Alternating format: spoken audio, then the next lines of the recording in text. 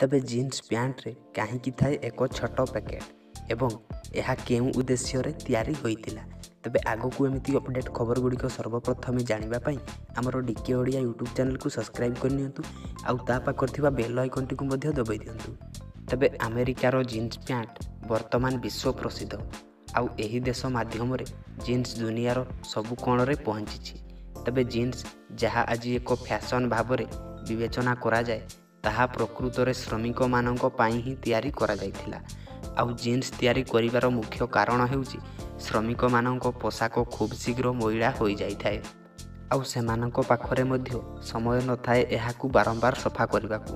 ଆଉ ଏହାକୁ ଉଦ୍ଦେଶ୍ୟରେ ରଖି ଜିନ୍ସ ତିଆରି କରାଯାଇଥିଲା। ତେବେ ଜିନ୍ସ ପ୍ୟାଣ୍ଟର ଡାହାଣ ପାଖ ପକେଟ୍ ଭିତରେ ଏକ ଛୋଟ ପକେଟ୍ ଥାଏ ଆଉ ସାଧାରଣତଃ ଆମେ ଏଥିରେ ଖୁଚୁରା ପଇସା ରଖୁ। କିନ୍ତୁ ଡାହାଣ ପାଖରେ ତିଆରି ହୋଇଥିବା ଏହି ଛୋଟ ପ୍ୟାକେଟ୍ର ଏକ ଭିନ୍ନ କାରଣ ରହିଛି। ଆଉ ପ୍ରକୃତରେ ଏହାର କାରଣ ହେଉଛି ଛୋଟ ପକେଟ୍ ଖୁଚୁରା ପଇସା ପାଇଁ ନୁହେଁ ବରଂ ଏକ ଛୋଟ ଘଣ୍ଟା ରଖିବା ପାଇଁ ତିଆରି ହୋଇଛି।